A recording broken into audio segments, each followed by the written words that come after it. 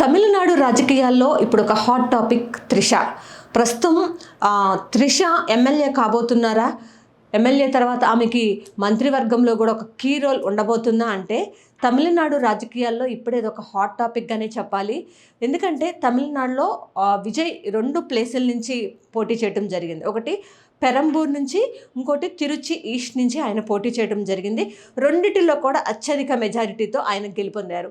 So ఈ నేపథ్యంలో ఆయన ప్రస్తుతం అయితే పెరంబూర్ నుంచి పోటీ చేసిన ఆ ప్లేస్ నుంచే తన ఖాతాలో ఉంచుకుంటూ తిరుచి ఈస్ట్ని ఎవరో ఒకళ్ళు అంటే తను పోటీ చేసి గెలిచారు కాబట్టి ప్రజలు తనపైన నమ్మకంతో అత్యధిక మెజారిటీతో గెలిపించారు కాబట్టి తన కుటుంబ సభ్యుల్లోనే ఎవరో ఒకళ్ళతో ఆ స్థానం నుంచి పోటీ చేయించే యోచనలు అయితే ఉన్నారు. ప్రధానంగా చూసుకున్నట్లయితే తన తండ్రి చంద్రశేఖర్ పేరు కూడా ఈ సందర్భంగా వినిపిస్తుంది.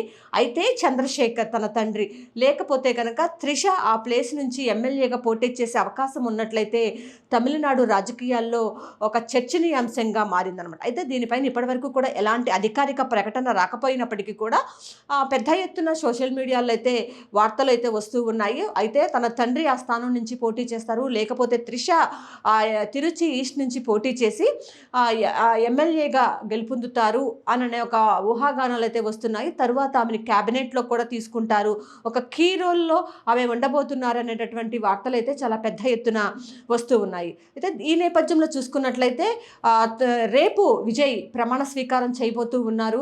ఈ ప్రమాణ స్వీకారం సందర్భంగా ఏంటంటే ఆయనకి 108 సీట్లు మాత్రమే వచ్చాయి. మరో 15 రోజులు ఇస్తే తమ పూర్తి బలం నిరూపించుకుంటామని చెప్పి కూడా విజయ్ గవర్నర్కు చెప్పిన నేపథ్యంలో ఇప్పుడు 108కి మరికొంత బలం కావాల్సి ఉంది. ఎందుకంటే గవర్నమెంట్ని ఫామ్ చేయాలంటే 118 సీట్లు ఆయనకు అవసరం కాబట్టి ఆ 118 సీట్లకు ఎవరు ఎమ్మెల్యేలని ఎవరు తీసుకోవాలనే దానిలో వాళ్ళంతా కూడా తలమునకలై ఉన్నారు. ప్రస్తుతం అయితే ఏఐడిఎంకే నుంచి అన్నా డిఎంకే నుంచి కొంతమంది విజయ్ వైపు చూస్తున్నారు.